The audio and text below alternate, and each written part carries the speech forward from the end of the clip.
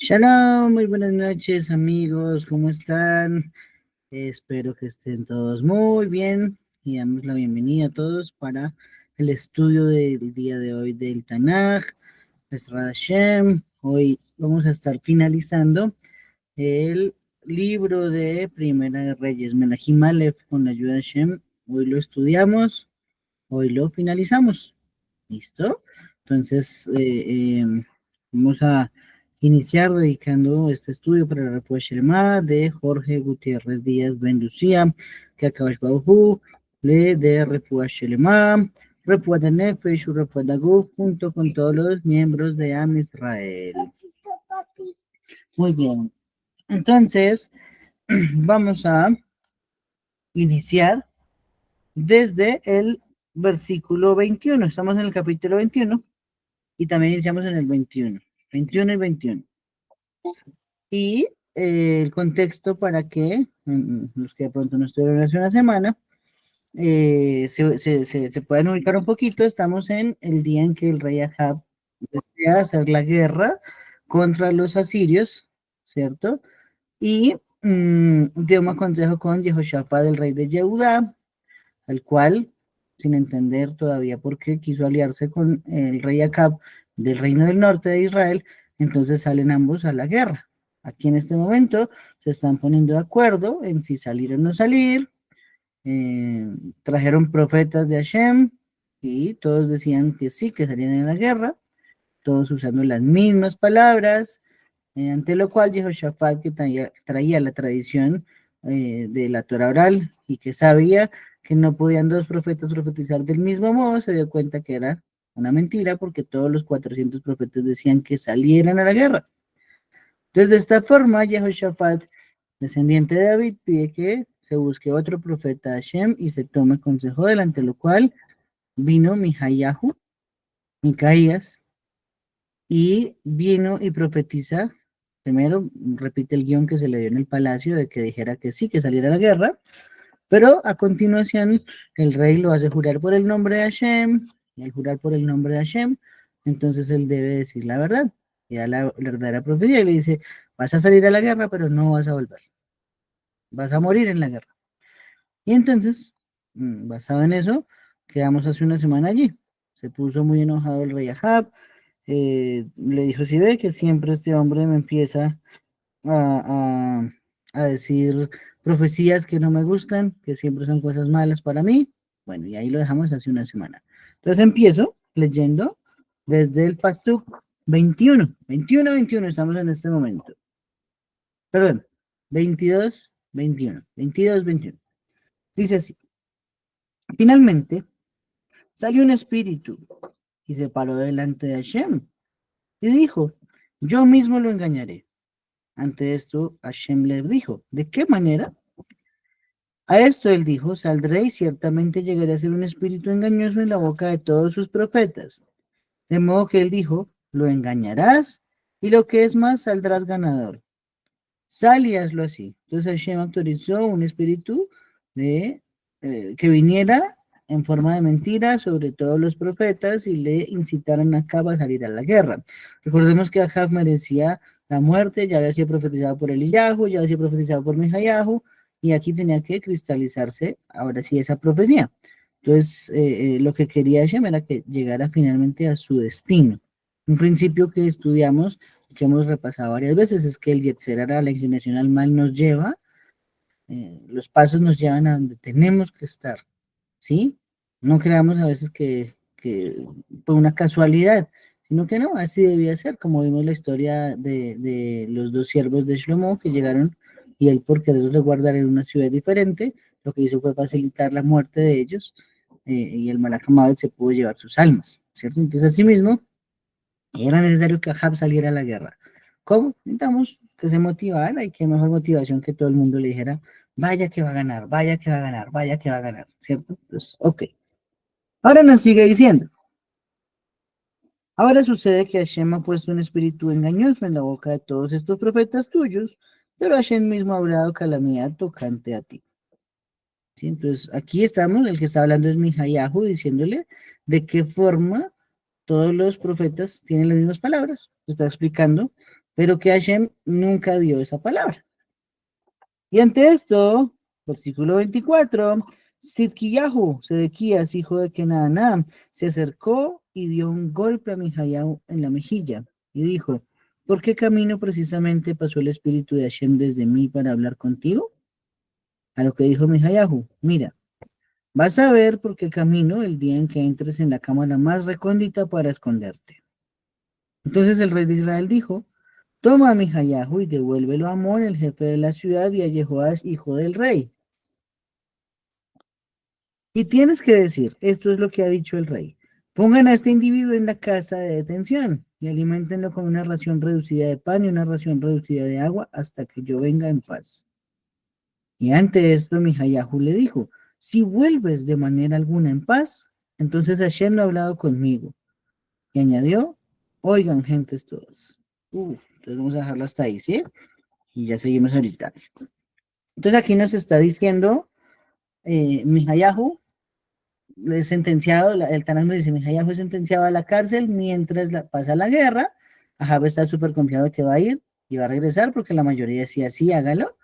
Y de esa forma, entonces, deja prisionero como garantía hasta que vuelva para demostrar que Mijayahu estaba equivocado. Pero Mijayahu le dice, si tú regresas de la guerra y vuelves en paz y vuelves en vida, significa que Hashem no habló conmigo y yo soy el mentiroso. Pues, efectivamente, nunca se volvieron a ver. Pero aquí también vamos a ver algo muy importante, ¿sí? Sabemos que Ahab tenía muchos pecados, ¿cierto? Pero hasta ahora no había sido juzgado severamente por Hashem. Tenía una profecía que decía que sí, que su casa iba a ser destruida, que el que muriera en la ciudad se lo comerían los perros y el que muriera en el campo se lo comerían las aves. Hasta ahí vamos, ¿cierto? Pero no había llegado ese momento todavía, debido a que le hizo una fuerte teshuva. ¿Qué nos dice el Rambam en el Mishneh Torah? Nos dice que el pecado del asesinato es más castigado severamente que el de la idolatría incluso, ¿sí? Es castigado más severamente. No sabemos si es más grave o no, pero que tiene un castigo mayor de parte de Hashem. ¿Cómo lo sabemos? Aquí recordemos la escena, ¿no? Hace una semana terminamos diciendo que estaba Hashem sentado en su trono de gloria. A su derecha habían ángeles y a su izquierda habían ángeles. A su derecha habían defensores y a su izquierda habían acusadores. Entonces, se trató de encontrar cómo acusar a Caf para que llegara a la muerte. Pero ¿qué pasó? Que no se encontró sino hasta que al final llegó un espíritu y dijo, yo voy a ser el que va a causar el tropiezo, ¿sí? Eso quiere decir que no se encontró un pecado por el cual pesara más las averot, las transgresiones de Acab, que los méritos. Recordemos que es una balanza, ¿cierto? Todos deberíamos poderla tener equilibrada, o por lo menos que pesaran más las misbot que las averot. Normalmente pues pesan más las averot que las misbot, pero si lo podemos tener equilibrado, está bien, no nos hace que vengan juicios tan severos del cielo.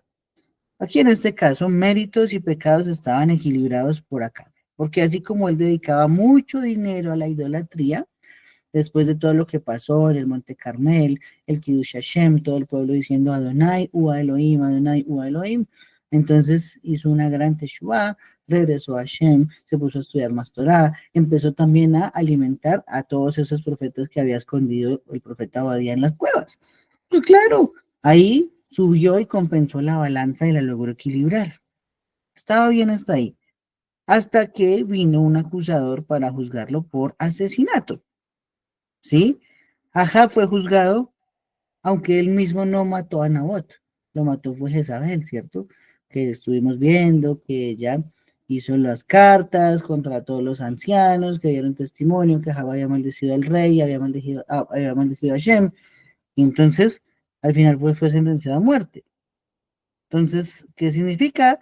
Dice una reflexión en el Rambam, dice, si Ahab fue juzgado, aunque él no levantó sus manos ni dio una orden contra Nabot por la viña, ¿cuánto más tiene que ser juzgado por el cielo quien asesina premeditadamente? Quien es un asesino premeditado es responsable por ello.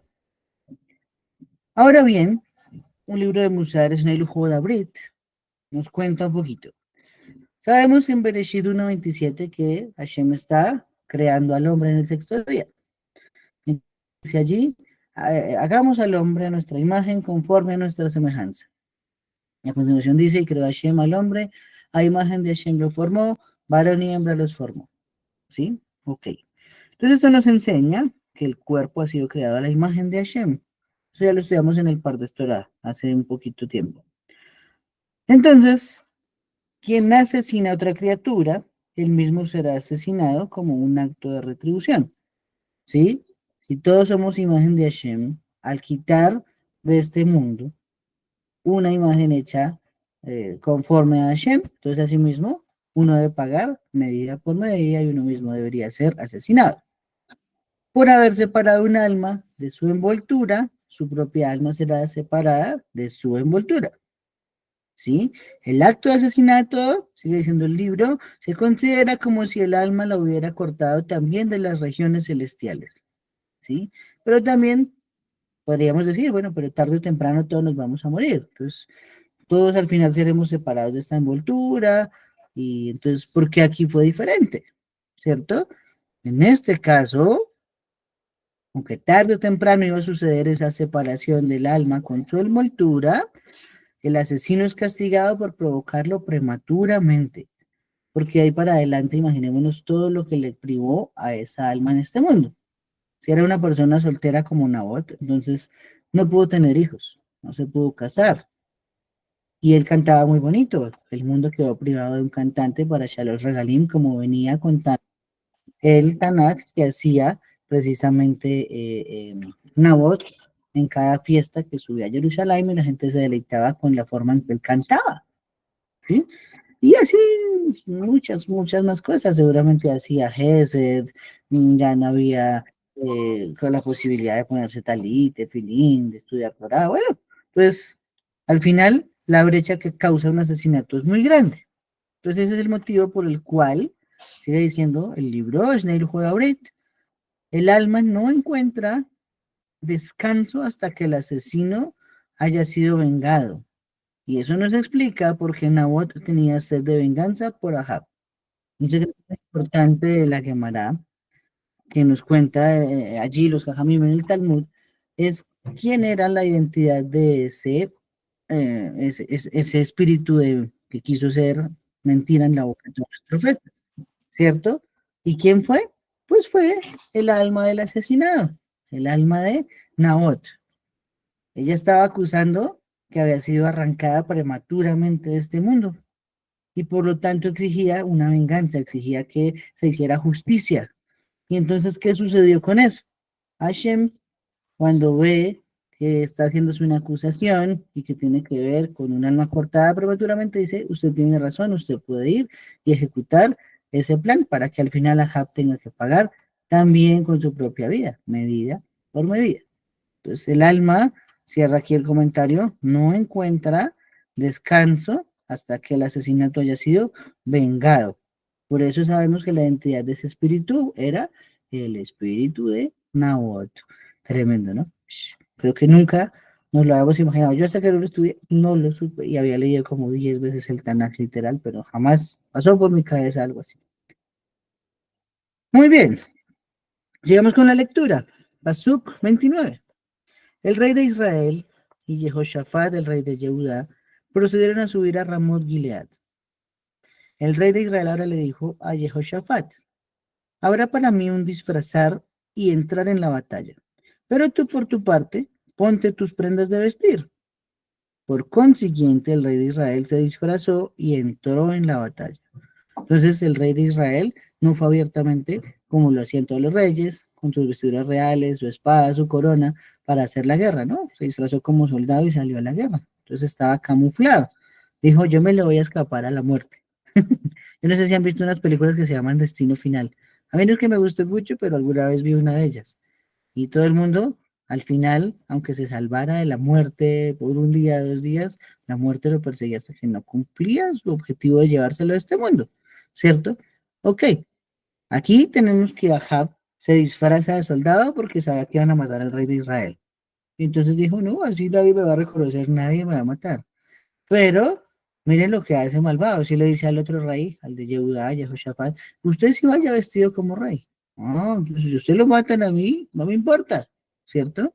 Ok, entonces, sigue diciéndonos, en cuanto al rey de Siria, él había dado orden a los 32 jefes de los carros que eran de él y había dicho, no deben pelear ni con pequeño ni con grande, sino con el rey de Israel solamente.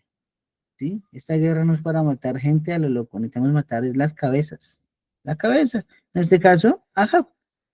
Y aconteció que tan pronto como los jefes de los carros vieron a Jehoshaphat, ellos por su parte se dijeron, de seguro es el rey de Israel. De manera que se desviaron contra él para pelear. Y Jehoshaphat se puso a clamar por socorro. Y aconteció que en cuanto los jefes de los carros vieron que no era el rey de Israel, inmediatamente se volvieron de seguirlo. Ok, vamos a ver aquí algo. Lo primero es, ya lo dijimos, ¿no? Ahab dice, como usted no tiene conflicto a Siria, entonces usted vístase como rey, no pasa nada. Pero también vemos dos cosas. Una es que Jehoshaphat clamó por socorro. Entonces él clamó por ayuda a Hashem lo ayudó y no lo mataron. Y dice que lo reconocieron. Dijeron, no, este no es el rey de Israel. Pero pensemos por un momento, ¿cómo reconocer entonces las caras? Si alguien no había visto una persona, no podía saber quién era o quién no era, ¿sí? Entonces, hace, mm, pónganle ustedes que 2500 años que pasó todo este episodio de Ahab. Nadie sabe quién era Ahab. ¿Cómo era la cara de Ahab? No había redes sociales, no había televisión, no había prensa, no habían fotografías. Entonces, ¿quién carajo iba a saber quién era el rey de Israel o no? El que veían con corona se suponía que ese era el rey de Israel. ¿Cómo entonces fue que nos dice el Tanakh que ellos reconocieron que no era el rey de Israel? ¿Sí? Traté de encontrar una respuesta en los Jajamim. No encuentro una respuesta. Me puse yo y dije, esperen, ¿cómo es analizar qué pudo ser lo que marcó la diferencia? ¿Sí? Me acordé de algo muy importante. La corona del rey de Yehudá. La corona del rey David. ¿Sí? Vamos a hacer un recordéis rápidamente. Esa corona la capturó como botín de guerra David Amelech. ¿Sí? Originalmente era un objeto de idolatría. ¿Qué nos dice por allí el Tanaj? Que David se la dio como una donación a Ushai Arquita, y Ushai Arquita le quitó el estatus de objeto de idolatría y se la volvió a regalar a David, y desde ese momento ya no era un objeto de idolatría, sino era una corona. Y esa corona se la ponía David. Pero esa corona, si nos acordamos en su momento, estudiamos que era como el principio del zapatico de la Cenicienta. Solo le quedaba a una persona, ¿sí? ¿Cómo se supo en la disputa entre Absalón, perdón, entre Adoniyahu, Adonías y Salomón, Shlomo, cuál de los dos iba a ser el rey de Israel? Porque la corona se le ajustó a la cabeza exactamente a Shlomo. En cambio, a Adoniyahu no le entraba la corona. Así se supo cuál era el elegido para ser el rey de Israel. Aparte, pues, de todo lo que estudiamos, que fue David, el profeta Natán, Bathsheba, en fin. ¿Sí? Ok. Entonces, esto significa, me puse yo a analizar, la corona tenía que ser diferente a todas las coronas del mundo. Era la corona que identificaba al rey de Israel. Hasta que se partió en dos, y una vez fue Israel al norte, Yehudá al sur. Los reyes de Yehudá, descendientes todos por sangre de David. Entonces seguían usando esa corona que se ajustaba, y la corona seguía diciéndonos quién era el digno rey de Yehudá. Yo opino que tuvo que ser por esa corona que reconocieron que ese no era el rey de Israel, porque nadie había visto una corona igual, porque esa corona tenía fama en el mundo, porque esa corona era la de David Amelech. Y tuvo que ser gracias a esa corona que todo el mundo se dio cuenta que no era el rey de Israel, porque no hubiera sido posible que se ajustara a la cabeza del rey de Israel. Entonces así podemos entender cómo fue que reconocieron que no era Jaf, porque sin conocer los rostros, pues seguro que todos quedamos locos viendo que es el rey, pues matamos al rey, ¿cierto? Muy bien. Entonces aquí nos dice que él gritó Hashem, Jehoshaphat, cuando vinieron a atacarlo. Y nos dice la Tosefta, ¿cierto? No se entiende por qué hizo una alianza con Acab para hacer una guerra que no le importaba en absoluto a Yehudá. Entonces, nos dice la Tosefta que al hacer esa alianza, del cielo le decretaron muerte a Jehoshaphat. Pero por el gritar, ese mérito de haber clamado a Hashem, lo salvó, ¿sí? Y eso al final está escrito en varios pasajes del Talmud, ¿no? Aunque uno tuviera la espada aquí y ya lo fueran a matar, uno tiene que clamar a Hashem con todas sus fuerzas para que lo salve. Puede ser que él responda, puede ser que él no responda, eso dependerá mucho de los méritos de cada uno de nosotros, pero esté en la situación más dura que pueda estar, siempre hay que clamar a Hashem, nunca hay que dejar de clamar a Hashem, ¿sí? Muy bien, sigo con la lectura. Estamos en el Pasuk 34. Y hubo un hombre que dobló el arco en su inocencia, pero logró darle al rey de Israel entre los accesorios y la cota de malla, de modo que él dijo al conductor de su carro, da vuelta a tu mano y sácame del campamento porque me han herido gravemente. Y la batalla siguió subiendo en intensidad aquel día, y el rey mismo lo tuvieron que mantener en posición erguida en el carro, de cara a los sirios, y gradualmente murió al atardecer. Y la sangre de la herida siguió derramándose en el interior del carro de guerra. Y como a la puesta del sol empezó a pasar por el campamento el grito retumbante que decía, cada uno a su ciudad y cada uno a su tienda. Así murió el rey. Cuando fue llevado a Shomron, a Samaria, entonces enterraron al rey en Samaria. Y empezaron a lavar el carro de guerra junto al estanque de Shomron, y los perros se pusieron a lamar su sangre, y las prostitutas mismas se bañaban allí, conforme a la palabra de Hashem que él había hablado. Entonces vamos a ver aquí también otras cosas, ¿listo? Lo primero, la identidad de quien disparó el arco. Según nos dice el relato del Tanaj, alguien disparó y dijo, estoy mamado y no encontrará al rey de Israel, matemos a alguien.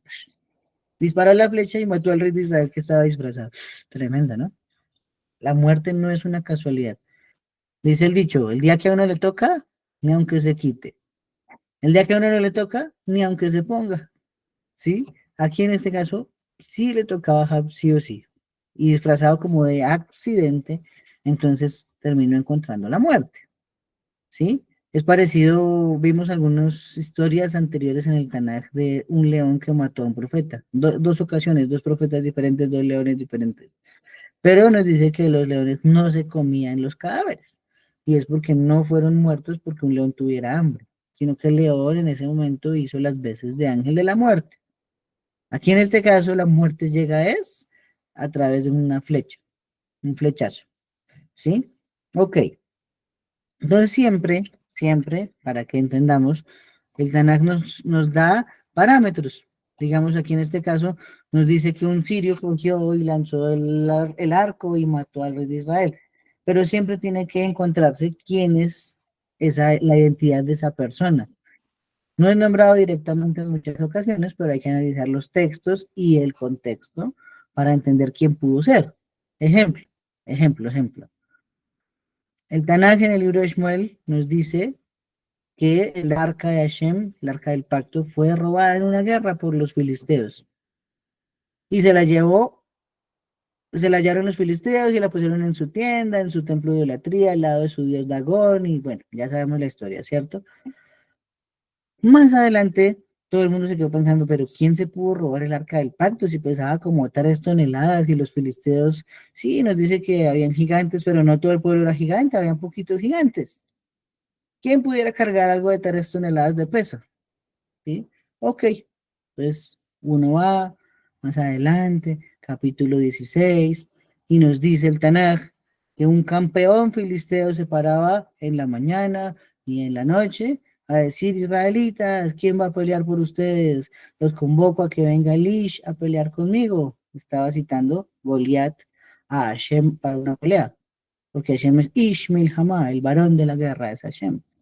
Bueno, ya lo estudiamos anteriormente. Entonces, ahí dicen los jajamim. Si nos dice que era un campeón filisteo, como campeón de qué puede ser, ¿cierto? Bueno, es un campeón porque había ganado una batalla importante a Israel. ¿Qué hizo él? se robó el arca del pacto. Y alguien del tamaño de Goliat sí podía tener la fuerza de cargar el arca del pacto. Entonces al final sabemos la identidad del ladrón del arca, pero no explícitamente en el Tanakh, sino implícitamente. Aquí tenemos algo muy parecido. ¿Quién dispara el arco al azar? Nos va a aparecer 5 capítulos más adelante. ¿Sí? Estamos hablando ya del segundo libro de los Reyes. Y por allí, en el capítulo 5, que lo estudiaremos un poquito más allá de un mes, nos va a hablar de un general sirio que tenía Sarat, que tenía lepra, y que viene buscando la ayuda del Dios de Israel y llega donde el profeta Eliseo, donde el profeta Elisha, el cual le dice, vaya y métase 7 veces al río Jordán. Bueno, se llamaba Naamán, el general del ejército sirio, él fue el que mató al rey acá. Tremendo, qué bonitas esas historias, como todo se entrelaza, como todo coge sentido. A mí me encanta descubrir estos secretos. Entonces, al final, dice Rashi, fue Naamán y efectivamente no tenía ni idea que ese era el rey de Israel. Simplemente quiso matar a alguien para no irse en invictos hacia la casa. ¿Sí? Ok. La Gemara también da una explicación más profunda. Dice, un hombre tensó su arco. La frase que usa allí el Tanaj es le tumó. Y esto tiene dos maneras de entenderse. ¿Sí? El hebreo, recordemos, es un idioma tan grande que una palabra puede significar muchas cosas. Siempre depende del contexto. En este caso, la Gemara dice, Masejet Sanedrín, página 39. Esto es una que será Shabbat de la palabra lefitumo. Perdón, es una derivación, no una que será Shabbat, una derivación de la palabra lefitumo, que significa algo casual, ¿sí? A través de un accidente se disfrazó la muerte de Ahab, pero murió solo uno en todo el día, el que tenía que morir. Y el número 2 también puede ser una derivación de la palabra letamem, que en este caso es completar. ¿Por qué completar? Porque hasta ahora teníamos dos profecías, la de Mijayahu y la de Eliyahu, ¿sí? Entonces, de esa forma, terminan completándose las profecías en las que ambos dijeron que el final de Acab no iba a ser bueno, ni el de su casa. Porque ahí para adelante empieza una barrida de toda la casa de Acab hasta que es exterminada. Algo que resaltan los sabios referente a Ahab fue que se pudiera quedar parado después de una herida de flecha en el carro. ¿Sí? Pero pensemos eso, ¿no? Una herida de esa magnitud, con todo el dolor que puede implicar, con el cuerpo desangrándose y poder resistir parado hasta que acabó la batalla, pues tremendo, ¿no?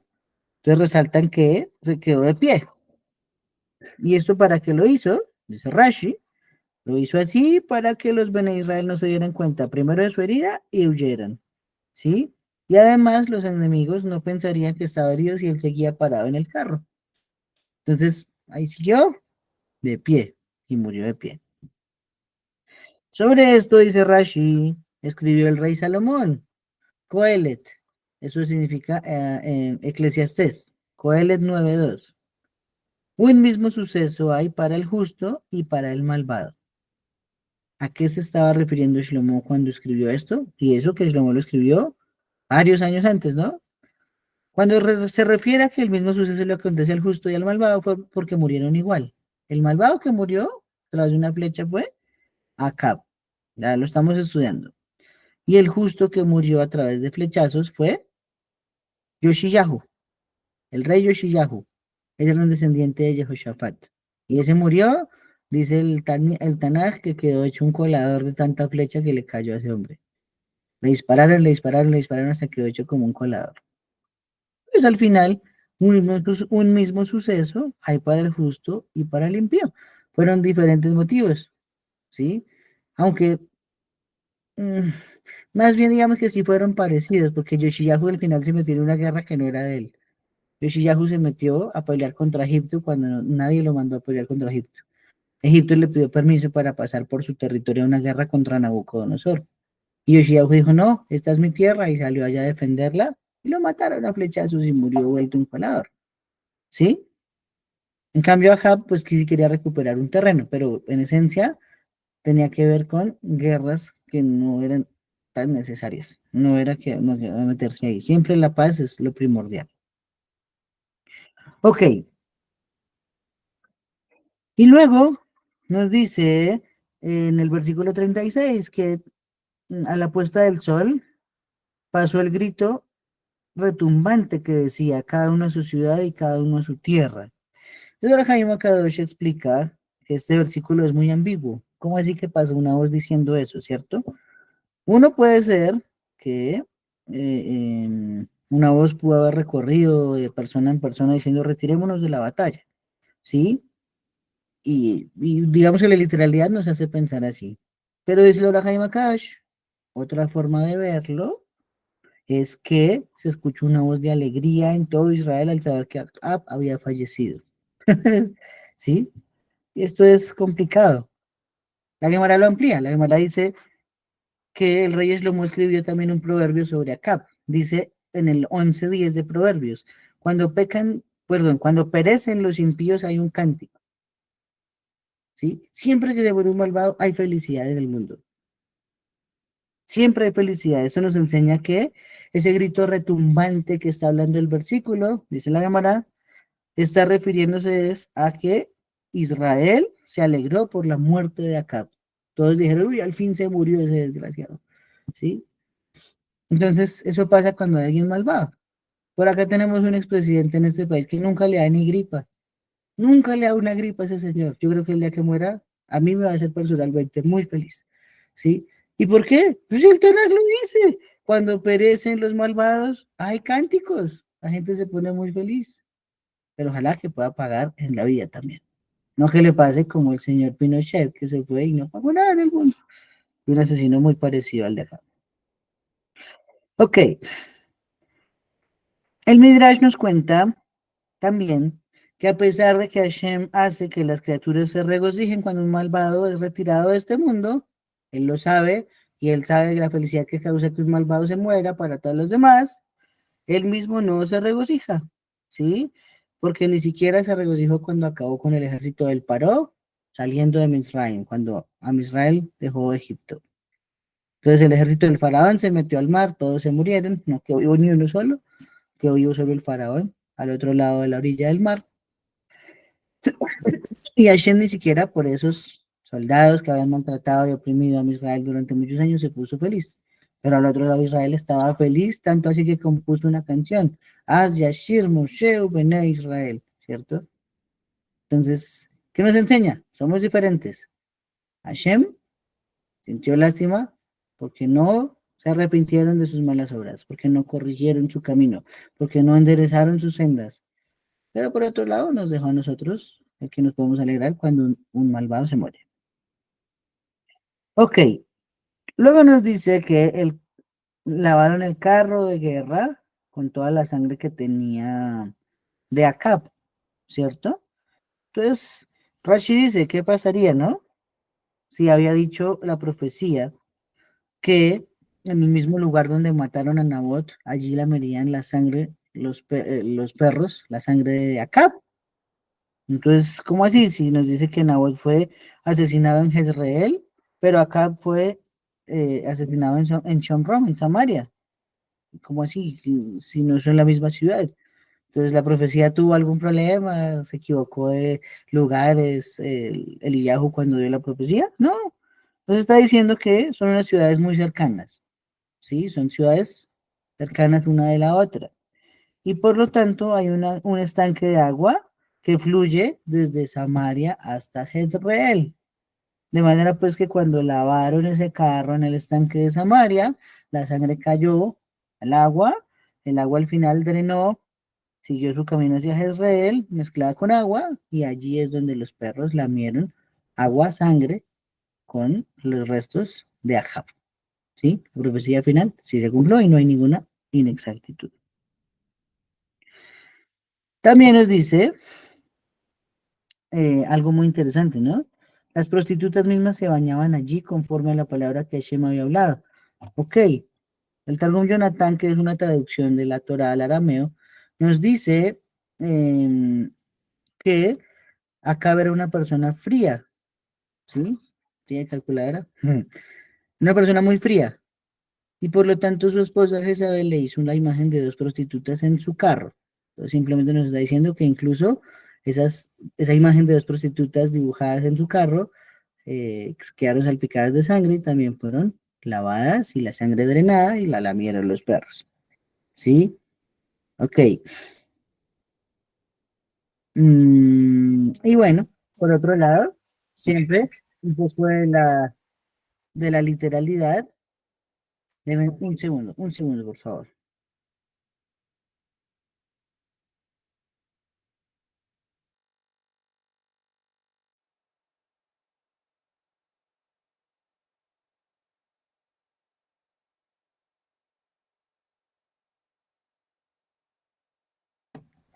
Perdón, muchas gracias, muchas gracias.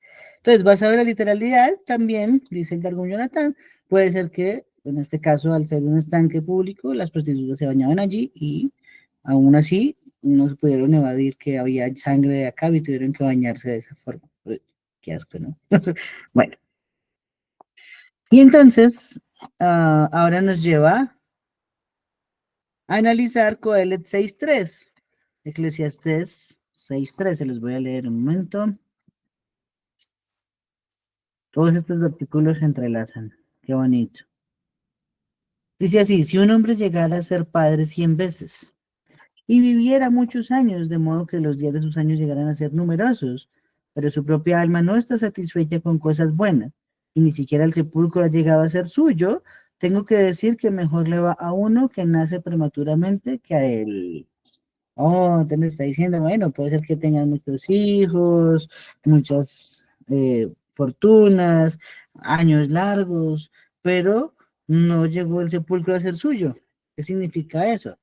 Bueno, algo que tenemos los Yehudim y de pronto algunas otras culturas, pero esencialmente los judíos, es que pensamos mucho en el lugar de nuestra sepultura, ¿sí? Nosotros un día nos iremos de este mundo, pues hay que dejar este cuerpo acá.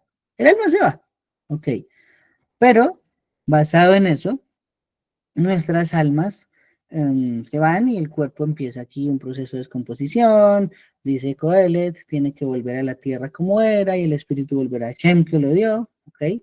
Todo eso lo entendemos, pero el alma no encuentra un descanso hasta que pasa esa figura, ojo, el cuerpo vuelve a la tierra como era y el espíritu vuelve a Shem que lo dio.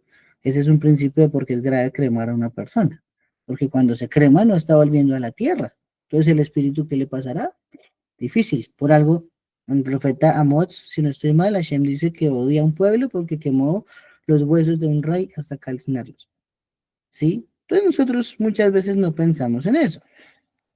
Y acá dice el comentarista, ¿cierto? Acá tuvo muchos hijos y muchas hijas, tuvo mucha riqueza, pero siempre quería más al punto que llegó a codiciar los bienes de otras personas, como en el caso de esta viña, que es la viña de Nabot, por lo que se surgió todo ese problema.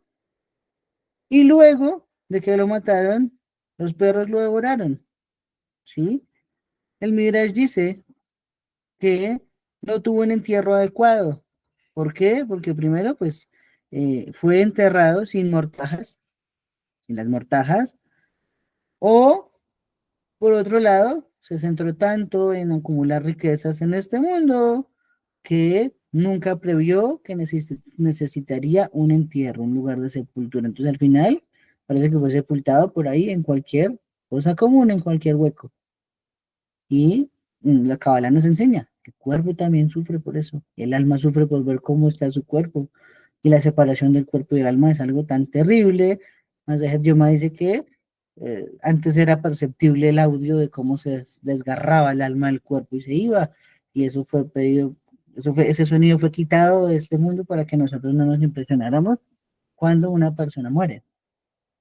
¿Sí? Entonces, esto también es una ¿cómo decirlo? Una invitación, un llamado a que pensemos en nuestro lugar de sepultura, ¿sí? Parte del viaje es el final, entonces, el final es la muerte y tenemos que prever esos lugares de sepultura. Muy bien.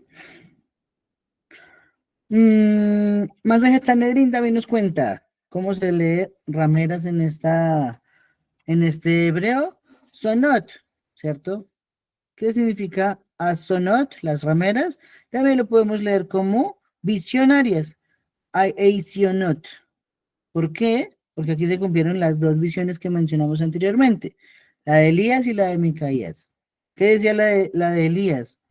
En el lugar donde los perros lamieron la sangre de Nabot, lamerán tu sangre.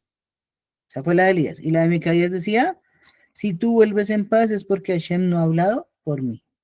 Entonces al final, esa palabra, que no entendemos por qué está mencionadas asonot, prostitutas, podría leerse esionot, las visiones se completaron. ¿Sí? Acuérdense que el hebreo no tiene vocales. Entonces una palabra se puede leer de muchas maneras. Aquí, en este caso, la Gemara lo menciona de esta forma. Muy bien. Sigamos con la lectura, ya casi vamos a finalizar. En cuanto al resto de los asuntos de Acab y todo lo que hizo, y la casa de marfil que edificó y todas las ciudades que edificó, no están escritos en el libro de los asuntos de los días de los reyes de Israel. Por fin yació Ahab con sus antepasados, y Ojosías, su hijo, empezó a reinar en lugar de él. ¿Sí? Entonces ahí finaliza el reinado de Ahab. ¿Sí? Y resalta Rashi, él tenía un palacio hecho con dientes de elefantes, por eso dice que su palacio de marfil. Usó los dientes de los elefantes para hacerse un palacio. Y ahora nos empieza aquí a nombrar al otro rey, a Jehoshaphat. Entonces cambiamos de chip, hasta aquí llegó Ahab, aquí se acabó su reinado en Israel. Retomemos ahora el reino del sur, o sea, Yehudá, las dos tribus que estaban abajo. Dice así, en cuanto a Jehoshaphat, hijo de Asa, había llegado a ser rey sobre Yehudá en el año cuarto de Ahab, el rey de Israel. Jehoshaphat tenía 35 años de edad cuando comenzó a reinar, y por 25 años reinó en Jerusalén. Y el nombre de su madre era Azubá, hija de Silhi. Acordémonos de una regla muy importante. El Tanaj no es que sea machista porque no menciona casi a las mamás, ¿sí? Pero cuando una madre es nombrada en el contexto de todo el Tanaj es por una situación de dos. O fue una gran mujer, y la Torá, el Tanaj quiere resaltarlo, diciendo que su hijo salió muy bueno gracias a ella, o lo contrario, fue un hijo muy malvado y el Tanaj también le atribuye que ella es la responsable de su maldad. Mujeres, esto no es machismo ni misoginia, simplemente que hemos estudiado. El niño es sangre de la mamá, crece en el útero de la mamá, se alimenta de la sangre de la mamá que le bombea su cuerpo a través del cordón umbilical. La mamá le transmite sus miedos, sus cualidades. La mamá es la que a través de cómo vive su embarazo le va enseñando cosas a ese feto. Aun cuando nace el niño, todavía la mamá le sigue dando su pecho, ¿cierto? Y el pecho es sangre, entonces él sigue alimentándose de sangre, mamá, mamá. El papá se va a trabajar, la mamá se queda en la casa, él aprende más de la mamá, más de la mamá, más de la mamá. Entonces el éxito de tener personas en la sociedad útiles es en gran parte, casi que en el 100% de la mamá, no del papá, ¿sí? Y eso nos enseña por qué el decaimiento de la sociedad, porque a veces pues mamá tiene que ir a trabajar, porque la vida está un poquito difícil, porque papá no puede con todos los gastos, o porque papá es un irresponsable y no respondió por el niño. Entonces la mamá se esfuerza, tiene que salir a trabajar, le toca dejar a su niño cuidado con otro familiar, con la abuelita, con la tía, o con la vecina, o con la amiga, y ahí se empieza a perder ese niño, porque ese niño cuando crece, al final es muy probable que no crezca bien, ¿sí? La sociedad se dañó, yo les he dicho, esa es mi opinión, y de muchas familias, cuando la mujer quiso ser igual al hombre. Nos fregamos, porque por algo somos tan diferentes, Hashem nos hizo distintos por algo. Entonces aquí se menciona a la mamá de Jehoshaphat. Nos dijo que se llamaba como Azubá, hija de Silhi. Aquí está mencionada por cosas positivas, porque Jehoshaphat fue un gran rey de Israel, un gran rey descendiente de David. Diferente a cuando se mencionó a la mamá de acá. Fue mencionado por cosas negativas. Ahora nos sigue diciendo, siguió andando en todo el camino de Asa su padre. No se desvió de él, pues hizo lo que era recto a los ojos de Hashem. Qué bonito, ¿no? qué contraste. Y entonces uno se pone a pensar, si hace lo recto a los ojos de Hashem, ¿para qué se alió con Acab en una pelea tonta? Entonces, bueno, eso es algo que está reprochándole el Tanaj aquí a Jehoshaphat. ¿Qué le importaba la pelea de Acab? No le importaba para nada. Sigue diciendo, solo que los lugares altos no desaparecieron. El pueblo todavía estaba sacrificando y haciendo humo de sacrificio en los lugares altos. ¿Qué eran los Bamot? Los famosos Bamot, lugares altos, altares privados. Pero esta práctica por mitzvah medioraita de la Torá tenía que ser descontinuada apenas se construyera el Bet HaMikdash. Después de que existe el templo, es prohibido hacer un sacrificio en cualquier otra parte del mundo para Hashem. Nadie lo puede hacer. ¿Que se pueden matar animales para comer? Sí, para comer, para alimentarse, para comercializarlos, pero no a manera de un holocausto a Hashem, ni de una ofrenda a Hashem. Eso es prohibido. Solo se puede hacer en Jerusalén y dentro del Bet HaMikdash. Aquí está criticando sobre todo esos reyes que han venido después de David, que a pesar de que se portaban conforme a David lo había hecho, ninguno quitaba esos bamot. Seguía en esos lugares altos y la gente seguía sacrificando en los lugares altos. ¿Sí? Entonces, complicado. Al final el que los erradicó fue el rey Hizquiyahu, el rey Ezequías. Todavía nos falta un poquito para llegar a él.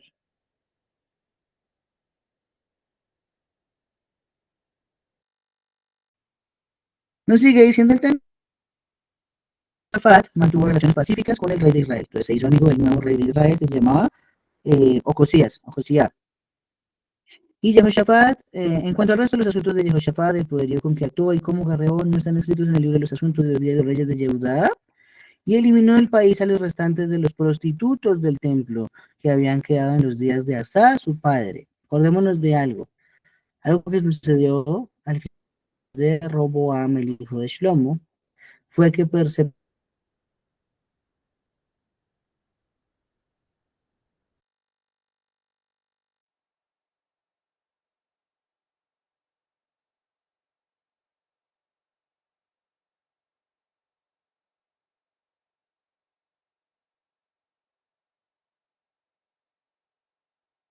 permitió y no hizo nada por impedirlo, que en Jerusalén mismo había prostitutas. Hola, volvimos.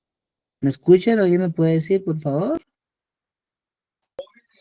Sí, sí se escucha. Hay un poco de interferencia, se traba demasiado.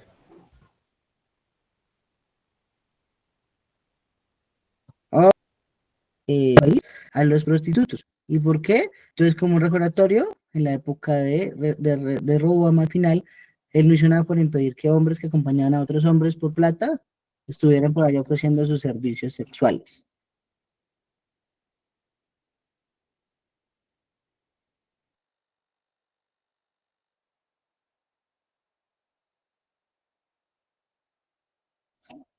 Aquí nos está,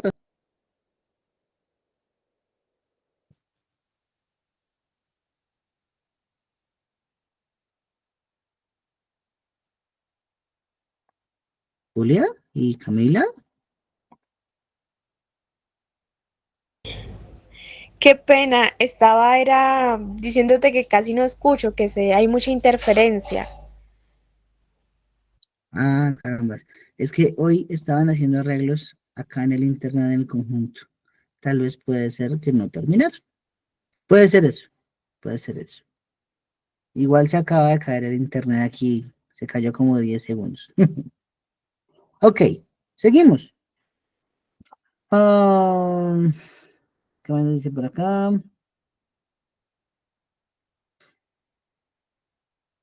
Ok, entonces exterminó a quienes actuaban lascivamente en público, en este caso hombres que se acostaban con otros hombres por dinero. Y nos sigue diciendo, en cuanto al rey, no había ninguno en Edom, un comisario era el rey. Entonces sabemos que durante la época desde David en adelante nunca hubo un rey en Edom, hasta que más adelantico el reinado después de Hizquiyahú sí volvió a haber rey en Edom. ¿Quién había? Siempre había un comisario, un encargado, como un gobernador, pero que lo ponía el rey de Yehudá. Entonces, de cierta forma, Yehudá tenía dominio sobre Edom. Y sigue diciendo, Jehoshaphat, por su parte, hizo naves de Tarshish para que fueran a Ofir por oro, pero no fueron porque las naves fueron destrozadas en Ezion Geber. Fue entonces cuando Josiahu, hijo de Ahab, dijo a Jehoshafat, deja que mis siervos vayan con tus siervos en las naves. Pero Jehoshafat no consintió. Ok, ¿qué nos dice acá, no?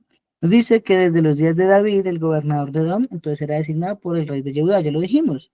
Y se aclara porque en los días de Edom, el hijo de Jehoshafat, Edom se rebeló y coronó a un rey.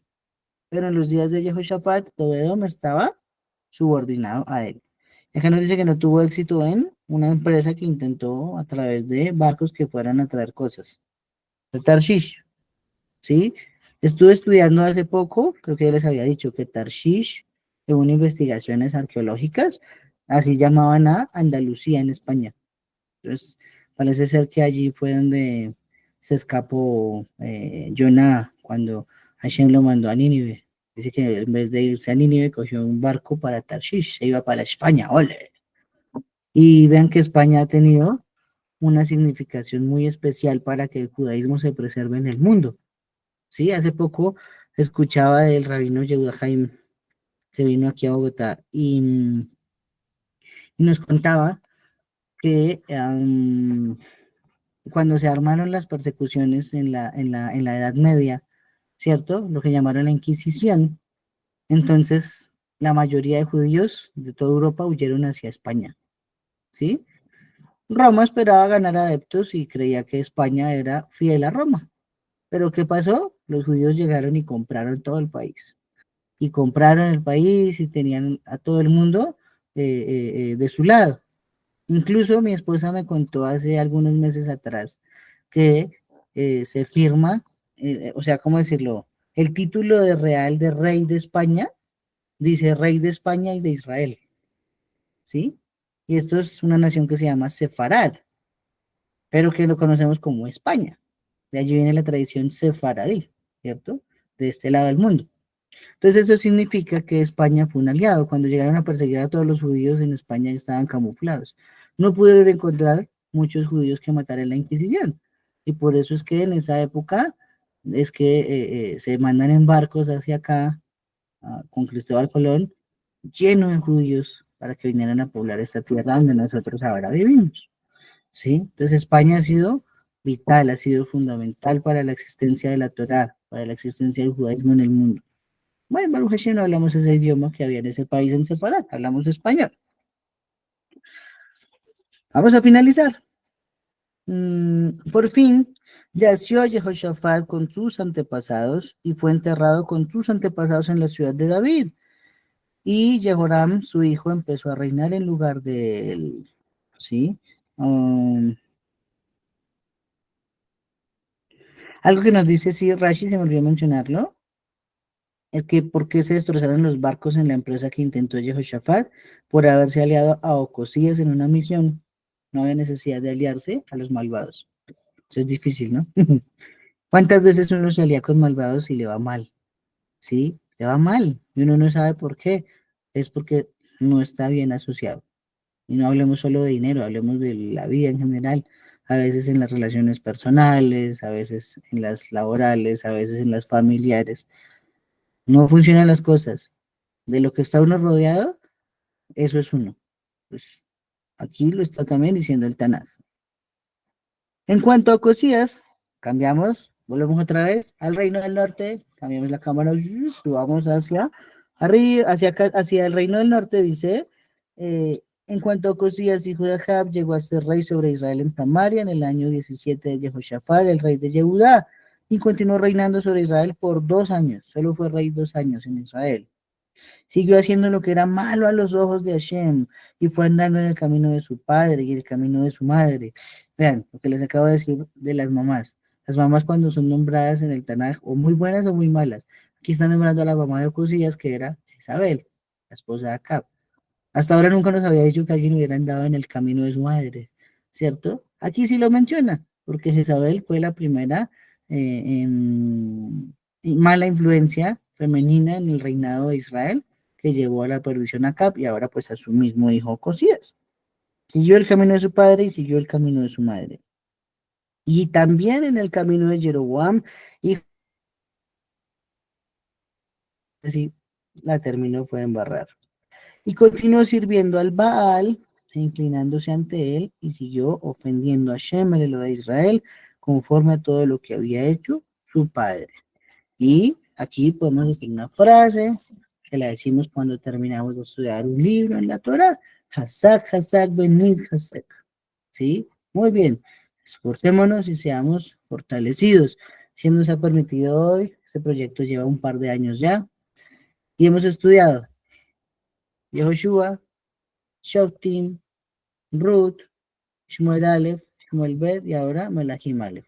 ¿Sí? Eso significa que hemos estudiado 6 libros, perdón, del Tanaj en 2 años. La invitación para todos dentro de una semana, vamos a empezar Melahim Bet, segunda de Reyes, vamos a empezarla. Más Tanaj, más secretos, más cosas maravillosas. Pero también me permito yo agradecerles y también felicitarlos a todos por el esfuerzo, porque al final eso es lo que importa. Una vez nos preguntó el Rabino Itzhak, dijo, ¿qué es más valioso? ¿Alguien que dona $1.000.000 o alguien que dona $1 cada día? Uno diría el del $1.000.000, ¿cierto? No, es más valioso el que dona $1 cada día. ¿Por qué? Porque la constancia es lo importante. $1 cada día, $1 cada día, pero nunca falló ni un solo día. Cambio los $1.000.000, yo $1.000.000 hoy y desapareció, volvió en 2 años. Eso es también así con Hashem, ¿sí? Puede ser que un día nos pasemos, ahorita, mañana a esta hora de Sukkot, estamos en la Sukkah, estamos comiendo, rezando, estudiando con las especialistas para agitarlas pasado mañana, en el día, hermoso, ¿sí?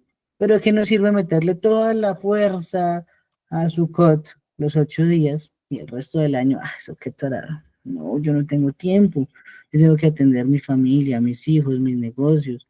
No, a las 8 de la noche, 1 hora de Tanaj, qué pereza, ¿sí? No, lo que hace la diferencia es la constancia. Y así los puede decir cualquier deportista. El deporte, para ser exitoso en él, necesita 30% de talento y 70% de disciplina. Entonces, así yo los quiero felicitar porque sé que todos los que están hoy aquí estudiando conmigo esta noche, llevamos los 2 años estudiando, llevamos los 2 años esforzándonos.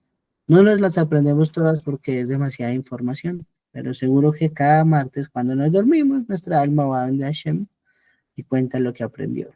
Y Hashem se regocija de que en alguna parte, en Colombia, en América, en YouTube, en el mundo, donde lo vean, se está estudiando el Tanaj. Estas cosas sí que nos las llevaremos para el Olam Abba. Entonces, de mi parte, Hag Sameach, Sukkot, que todos tengan una bonita Sukkah, que todos tengan unas buenas especies, que todos hagan buenas tefilot para que caiga agua en el mundo. El mundo necesita mucha agua. Y en Sukkot se decreta el agua que va a caer en el mundo. Así que quiera Hashem que nuestras plegarias sean bien recibidas durante todo Sukkot, que nos envíe aguas de bendición para que crezca la comida, para que crezcan los arroyos, para que crezcan las represas, para que no toque racionar agua, para que tengamos abundancia y que no estemos limitados. ¿Listo? Invitación dentro de una semana. Empezamos Melahim Bet. En mi parte, Laila Top y Shalom Alechem. Hag Sameach Sukkot. Hatzamear, Moreira.